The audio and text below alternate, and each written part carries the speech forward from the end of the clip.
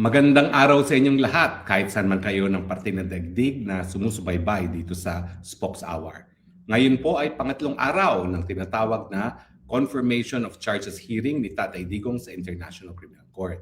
At ngayong araw nito, buong araw, ay inaasahan natin na ang mga abogado naman ni Tatay Digong ang magsusumite ng kanilang mga ebidensya sa merito, no? Para patunayan na hindi dapat magtuloy sa full-blown hearing ang kaso ni Tatay Digong. Ano nga ba ho ang confirmation of charges? Ang confirmation of charges po ay hindi pa ho kabahagi ng trial on the merit sa kaso ni Tatay Digong. Ito po ay katumbas ng preliminary investigation sa ating sistema kung saan yung tatlong mahistrado ng pretrial chamber ay susuriin ang mga ebidensya na sinumite ng prosecution at ng depensa para malaman kung meron bang sapat na ebidensya para magpatuloy sa pagliliti si Tatay Digong. Sa ating sistema po, ang piskal na nag-determine ng probable cause. Ang probable cause po ay yung posibilidad na merong ang krimen na nangyari at yung nasasakdal ang posibleng siyang gumawa ng krimen na yan. Ganyan din po ang titignan ng mga mahistrado dito sa ICC at matapos kung meron silang desisyon na merong sapat na ebidensya or substantial evidence para magpatuloy sa trial, ang kaso po ay ililipat na sa trial chamber at doon naman po magpipresenta ng lahat ng ebidensya ng mga partido. Now, dahil ito po ay confirmation of charges, hindi required na lahat ng testigo ay ipresenta ng hukuman. So far, mukhang wala nga po silang ebidensyang ipapakita, kundi yung mga videos na na-play na nila sa hukuman. Lahat po ng ebidensya nila ay nandun sa tinatawag nilang pre-trial brief, no, na sinumiti na sa hukuman. At lahat po ng mga ebidensyang gagamitin nila ay nasumiti na sa hukuman. Ang nakikita lang po natin ay mga argumento at hindi na pinapakita ang total o kabuuan ng mga ebidensya na sinumiti ng parehong kapartido. Ngayon, nung unang araw po, nagsimula at lininaw po ng hukuman kung ano ang confirmation of charges. Ito po ay isang paglilitis para malaman lamang kung mayroong sapat na ebidensya para magpatuloy sa paglilitis. Now, ang nagpresenta po muna sa opening statements ay ang prosecution, matapos ang mga abogado ng biktima, pagkatapos po ang mga abogado ni Tatay Digong. Doon po sa kanilang mga opening statements ay sinamarize nila kung ano yung kabuuan ng kanilang ebidensya, kung saan parehong panig ay sasabi na sapat ang ebidensya sang-ayon sa prosecution at sang-ayon naman sa depensa, hindi sapat ang ebidensya para magpatuloy ng paglilitis. Ano ba ang mga kinakailangan patunayan ng prosecution para magpatuloy ang kaso sa paglilitis, no? Walang elemento po ng crime against humanity at 3 counts of crimes against humanity ang hinain nila labang kay Tatay Digong ay merong pong mga papatayang nangyari or murder at itong murders pong ito ay isang systematic or widespread attack laban sa mga civilian population sang-ayon sa isang system ng estado or organizational policy. Now, ang sabi po ng prosecution, itong war against drug daw ay isang state-directed campaign, no? At ito ay merong kaalaman at intent ng pinakamataas na opisyales na ang presidente. Sinasabi nila na si Tatay Digong daw po ay may pananagutan doon sa tinatawag nilang indirect co-perpetration. Yung indirect co-perpetration po ay sinasabi nila yung conspiracy na nagkaroon ng common design, yung common agreement na ipatupad ang war on drugs at ito nga ay sinang-ayunan at pinatupad ni Tatay Digong at ng kanyang mga co-perpetrators na pinangalanan. No? 8 po ang pinangalanan, kasama na po si Senator Bato, Senator De La Rosa, si dating Secretary Bit Aguirre, si dating NBI Giran at dating PNP Chief Albayalde at yung isa pang PNP Chief na namatay na. No? Now, ang sabi po nila, si Tatay Digong ay guilty nga for indirect co-perpetration or as part of a conspiracy. Siya daw po ay nag-order. At ang ebidensya pinakita nila ay meron daw sila mga testigo sa DDS na nagsabi na ang Tatay Digong ay nasa taas ng organisasyon ng DDS na lahat ng papatayin ng mga tao na ginagamit nila para pumatay ng tao ay kumukuha ng go signal kay Tatay Digong bago sila pumatay, na si Tatay Digong daw ang nagbibigay ng armas at nagbibigay ng pabuya at garansya na hindi sila mapaparusahan. Now, ang iba pang ebidensya na hinain ng prosecution labang kay Tatay Digong ay yung kanyang mga public speeches. Yung speeches habang siya ay sa Davao na talagang tutugusin niya ang mga drug pusher sa Davao at yung kanyang sinasabi sa eleksyon na kung siya'y mananalo bilang presidente, yung ginawa niya sa Davao ay papatupad niya sa buong Pilipinas. At kinakailangan talagang pulbusin at ubusin ang mga drug pushers at drug addicts sa Pilipinas. No? At sinasabi ng prosecution na bukod dito sa mga speeches nito na sinabi hindi lamang sa labas ng mga institusyon, inulit din ni Presidente itong mga ganitong salita doon sa loob mismo ng Kongreso at Senado matapos siyang manumpa na sasabihin lamang ang pawang katotohanan. At ang sinasabi nila, ang pananagutan ni Tatay Digong ay meron pong chain of command influence sa lahat ng mga kapulisan. No? Now, ang prosecution, ang ginamit na ebidensya, yung police operational reports, yung alleged reward system, yung internal communication, yung mga komunikasyon sa loob ng PNP mismo, may mga testigo di umano, including insider accounts, at saka yung mga statistical pattern of killings. No? Now, sinubukang establish ng prosecution yung pattern na pare-parehong modus operandi, yung paggalaw ng DDS at saka yung mga kapulisan di umano matapos maging presidente si Tatay Digong, yung system na ginagarantihan na kung sino man ang magpapatupad ng war on drugs ay di mapaparusahan at saka yung pagkakaalam nila na ang target nila ay mga civilian. Pagdating sa jurisdiction, ang sabi ng prosecution ay bagamat nag-withdraw na at hindi nakasapi ang Pilipinas sa Rome Statute, yung mga krimen ay nangyari habang ang Pilipinas ay kasapi pa ng Rome Statute at saka yung jurisdiction daw ng hukuman ay naging kompleto bago pa magbitiw ang Pilipinas bilang miyembro ng ICC. Sinabi naman ng depensa na unang-una wala pong jurisdiction na nga ang ating ang ICC sa Pilipinas dahil nagsimula ang paghingi ng abiso para magpatuloy sa preliminary investigation sa pangalawang taon matapos bumitiw ng Pilipinas sa pagiging miyembro ng ICC. Nakasaad po sa ICC na dapat kung bagamat po pwedeng bumitiw sa pagiging miyembro ng ICC ng isang bansa, kinakailangan yung kooperasyon ay at saka yung jurisdiction ng hukuman ay matrigger sa loob lamang ng isang taon matapos mag-deposit ng instrument of withdrawal. Kaya linabas po ng issue ng mga abogado ni Tatay Digong yung issue ng paglabag sa soberanya ng Pilipinas dahil hindi na nga tayo miyembro ng ICC, bakit lilitisin pa yan mga kaso na di umano ay nangyari sa Pilipinas? Ang remedyo sa Pilipinas magsampa ng kaso. Sinabi rin ng abogado ni Tatay Digong na bukas naman ng mga hukuman ang katarungan ay makakamit ng mga biktima kung sila po ay maghahain ng reklamo sa piskalya at sa hukuman ng Pilipinas. At syempre sinabi ng hukuman ng mga abogado ni Tatay Digong kung ano talaga yung basihan kung bakit tayo naging miyembro at isa naman po ako doon sa talagang gumalaw para maging miyembro ang Pilipinas ng ICC. Nung tayo po ay naging miyembro ng ICC, hindi po natin sinabi na binibigay na natin ang kapangyarihan maglitis ng kaso sa ICC. Kung hindi ang sinasabi natin na ang lokal na hukuman pa rin ang dapat maging court of first instance pagdating sa mga krimen na di umano ay nangyari sa ating mga bansa. Now, pagdating naman sa merito, doon sa opening statement at least ni Kaufman na ngayon ay sususugan niya ng ebidensya, wala daw ebidensyang pinakita na yung pag-atake sa mga napatay sa drug war ay isang atake laban sa sibilyan. At marami daw, kung hindi lahat ng mga naging biktima ng drug war ay hindi mga sibilyan, kung hindi mga drug actors. At wala daw sistema na pinakita na lahat ng mga pag-atake sa mga naging biktima ng drug war ay kabahagi ng isang siste, kung hindi ito raw ay mga independenteng mga gawain ng mga kapulisan. Now, in-emphasize din ng mga abogado ni Tatay Digong na sa confirmation of hearing, kinakailangan magkaroon ng substantial evidence or substantial grounds na hindi napakita ng prosecution. No? At kinakailangan din na hindi lang dapat mag-rely ang prosecution doon sa kanyang ebidensya, doon sa mga anonymous na mga witnesses.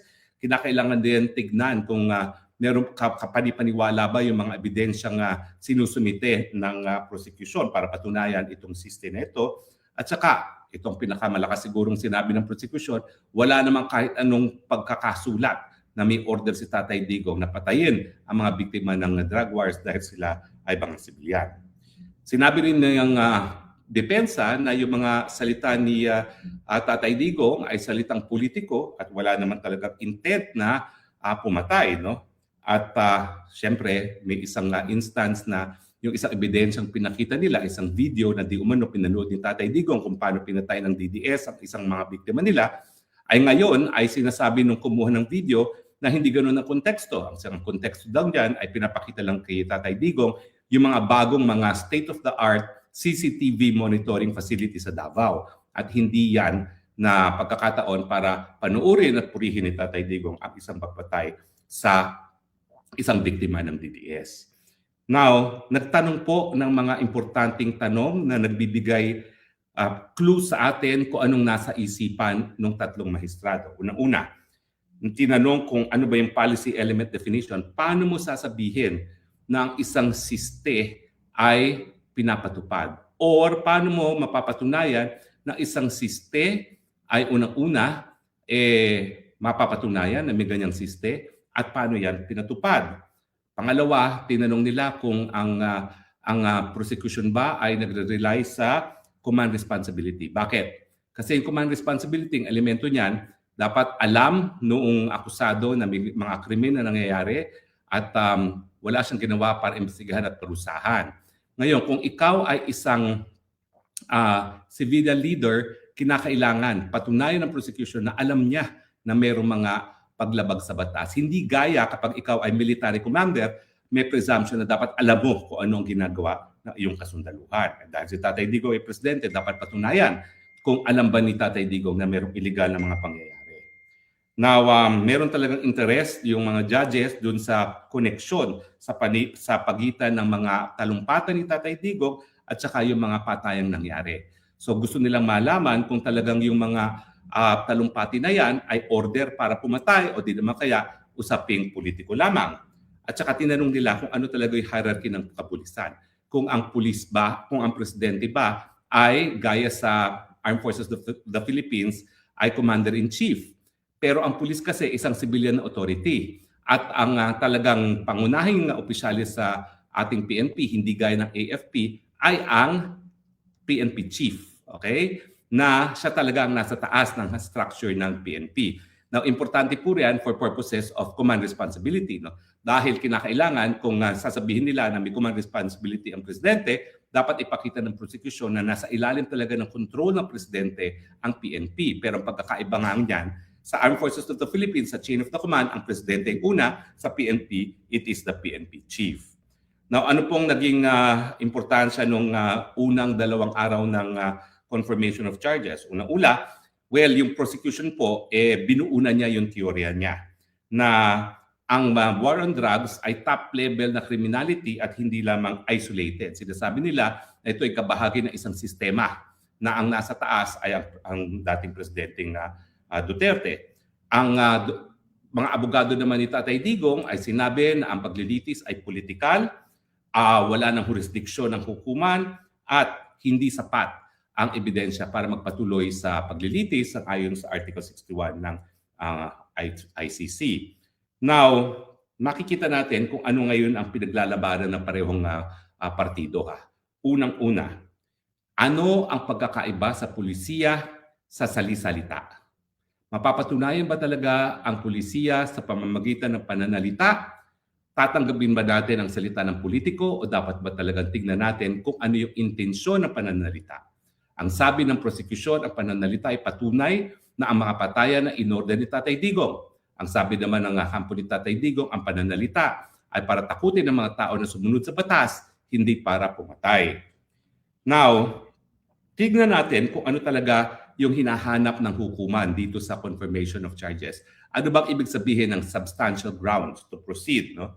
Ang substantial grounds ay mas mataas dun sa reasonable grounds to believe na ginagamit pag kumukuha ng warrant of arrest, pero ito ay mas mababa sa beyond reasonable doubt. So, somewhere in between, yan nga po yung katumbas ng probable cause sa ating jurisdiction. Now, ano ang mga naging pasya ng ICC sa mga naunang kaso? Well, tignan natin dito sa kaso ng Lumbanga, Bemba at saka Gagbo sa confirmation na decisions. Ang sabi ng chamber, kinakailangan ay konkreto at nakikitang mga ebidensya para makita ng malinaw na lahat ng elemento ng crime against humanity ay mapapatunayan at kinakailangan merong link doon sa akusado at ang mga sinasabi niyang mga gawain. So yung mga spekulasyon, yung mga inference, yung mga speculation, yung mga inferences o yung mga uncorroborated anonymous accounts ay hindi sapat para mapatunayan ang reasonable grounds. Now, alalahanin natin kung ano yung elemento ng crimes against humanity. Unang-una, widespread or systematic attack na directed laban sa civilian na populasyon.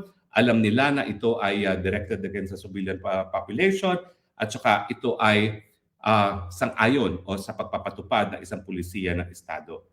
Kinakailangan patunayan ang maraming patayan na ang biktima ay mga sibilyan at saka magkaroon ng koneksyon dun sa pagpatayan at saka dun sa mga mas malawaking mga atake. Now, yung pamamaraan naman para magkaroon ng pananagutan si Tatay Digong, kinakailangan mapatunayan din yan. Well, kung ikaw po ay gaya ng prosecution, nagre-rely sa indirect co-perpetration, ordering, or contribution dun sa isang pinagkasundoang plano, kinakailangan patunayan ng prosecution ang control ni Tatay Digong dun sa mga gumagawa ng krimen, yung kanyang intensyon na pumatay, at saka yung pagkakaroon ng isang coordinated na plano. Now, ano yung mga kinakailangan? Ito yung mga pinaka-importanting issue na kinakailangan pag-aralan ngayon ng huwes. No? Well, unang-una, kinakailangan magdesisyon ang hukuman kung itong war on drugs ay isa nga bang polisiya na atakihin ng sibilyan. Now, ang problema rito, gaya ng akin nasabi doon sa akin naunang mga komentaryo, nagkaroon na ng kaso sa Supreme Court na kinu-question ang constitutionality ng war on drugs. At in fact, ang mga abogado ng biktima ang siyang nagdulog ng kaso dito sa Supreme Court at na-dismiss naman yung kasong yan. Dahil pag ang isang kaso naman ay dinismiss ng kaso ng Supreme Court, bagamat ito'y kinu-question dahil ito'y labag sa saligang batas, ang ibig sabihin niyan, ang dismissal ay legal yung pulisiyang yon. So, paano ngayon masasabi ng hukuman na yung yung napruebahan nilang polisiya sa likod ng Operation Tukhang or Operation Double Barrel ay illegal at tumatarget ng siste or isang siste na tumatarget ng sibilyan, gayong sinang-ayunan ng ating Supreme Court ang legalidad ng ganyang polisiya. Dahil ang Tukhang naman, katok lang yan at pakiusap para sa mga pinaghihinalaan na nagtutulak na droga na sumuko na. Or ito nga ba? Ito nga yung sinasabi ni Tatay Digong at ito rin ang sinabi ng Philippine Supreme Court na ito ay isang balidong operasyon ng mga alagad sa batas. Isa pang tanong na kinakailangan sa bigyang kasagutan ng hukuman, yung mga talumpati ba ni Tatay Digong na laban sa droga, ito ba talaga ay kriminal? O ito ba talaga ay para hikayatin ang mga mamamayan na sumunod sa batas? Now, kinakailangan kasi sa mga naunang desisyon na ng ICC, kinakailangan meron talagang organizadong direksyon at hindi po pwedeng mga isolated na mga pananalita lamang. Now, kung talagang magre-rely ang prosecution sa mga speeches lamang nang wala namang nakasulat na direktiba, ito po ay napakahinang ebidensya. Kinakailangan kung sinabi ni Tatay Digong pumatay, dapat patunayan niya na yung order na pumatay ay nakasulat. Now, isa pang problematic dito na sa tingin ko mahihirapan ng prosecution na patunayan yung pag-atake sa sibilyan. Dahil alam ng mga umatake na sila ay sibilyan. Totoo bang civilian targets ang mga suspect sa war on drugs? Now, kung talaga namang may ebidensya na itong mga naging biktima ng patayan ay nanglaban, o di naman kaya sila ay nagpapatupad ng isang legal na police operations, ibig sabihin, hindi nila na-target yung mga mamamayan na yan dahil sila ay mga innocenteng civilian. Kinakailangan din ma-convince ng prosecution ang hukuman kung meron bang talagang link or sufficient proof na yung si Tatay Digong ay may effective control sa lahat ng ginagawa ng mga kapulisan. Talaga bang lahat ng ginawa ng hundreds of thousands na pulis ay talagang nasa effective control ng presidente? Gayong sa hierarchy ng PNP, ay talagang PNP chief ang nasa taas at hindi ang presidente. Meron ba talagang nakasulat na ebidensya para ito ay mapatunayan? At saka talaga bang merong link doon sa pagkakakontrol ng Tatay Digong sa pulis at doon sa mga patayan? Uulitin ko po, no, kung wala pong nakasulat na directive galing kay Presidente, talagang kinakailangan patunayan ng kanyang prosecution ng kaso niya doon sa pattern ng ebidensya, witness testimony, at saka yung inference from public statements na ayon sa mga naunang desisyon ng ICC ay hindi sapat. Siyempre, nandyan pa rin yung issue ng jurisdiction. Bagamat nag-issue na ng desisyon ng pretrial chamber na inaantay ngayon ng desisyon ng appeals chamber, kinakailangan i-address pa rin ng hukuman kung anong epekto ng pagiging illegal ng pamamaraan para mahuli si Tatay Digong at saka yung pag-abuso nga sa proseso. No? At saka siyempre, yung katunayan na bukas naman ng mga hukuman sa Pilipinas, bakit dinidinig ito ng ICC? Now, ano ang mga naging naunang desisyon na ng ICC? Well, doon sa mga nabasa kong desisyon, no, meron talagang mga charges na hindi na-confirm kasi nga mahina yung ebidensya. Now, hinihingi ng ICC yung aktual na ebidensya para mapatunayan na yung mga nasasakdal ay nasa likod ng mga di umanong mga krimen na nagawa. Hindi sila nagre-rely sa pattern alone. Okay? Mas gusto nilang makita kung merong ang nakasulat na ebidensya na pagkakautos noong nasasakdal. So, paano ngayon sa tingin ko magpo-proceed ang mga judges on the basis of what the prosecution has presented alone? Siguro yung mga kalaban ni Tatay Digong, ba't ka nagsasalita? Hindi mo pa narinig ang sabi ng defense. Kasi ang defense wala namang papatunayan at this stage. Ang prosecution talaga ang dapat magpatunay na merong sapat na ebidensya at tapos na sila magpresenta ng kabuuan ng kanilang presidente. So, paano magpo-proceed ang mga maestrado? Well, una-una, kailangan i-confirm nila. Dapat makonvince sila na merong sapat na ebidensya na nagpapakita na yung pattern ng patayan ay sang-ayon nga sa isang systematic attack laban sa mga inosenteng sibilyan. Tatanungin nila, yung mga biktima ba talagang inosenteng mga sibilyan? Tatanungin nila, talaga bang pulisiya na patayin ang mga inosenteng sibilyan? At tama ba na talaga itong mga patayan nito ay dahil kay Tatay Duterte? So, sa tingin ko so far, sa ebidensya na pinresinta ng prosecution at sa naunang mga desisyon ng ICC, malabo na magkaroon ng confirmation charges. Maski hindi pa natin naririnig ang ebidensya ni Tatay Digong dahil in the first place, ang prosecution naman talaga ang dapat magpatunay kung meron talagang substantial evidence. So maya-maya lang, now, although ako ay very hopeful sa panig ni Tatay Digong, huwag natin kakalimutan din na hindi naman kinakailangan ng prosecution na patunayan yung ebidensya beyond a reasonable doubt. No? Kinakailangan lang nila magpresenta ng isang coherent na teorya na merong sapat na ebidensya at meron talagang pag-uutos si Tatay Digong beyond yun sa mga sinasabi niya. So, pero ang pinakamalakas nga ng sandata ng depensa at itong inaasahan nating depensa na manggagaling ngayon sa kampo ni Tatay Digong ay walang policy na mapapakita na patayin ang inosenteng sibilyan at wala talagang koneksyon doon sa mga patayan nangyari sa mga binitawang salita ni Tatay Digong. So yan po ang ating summation sa 2 araw.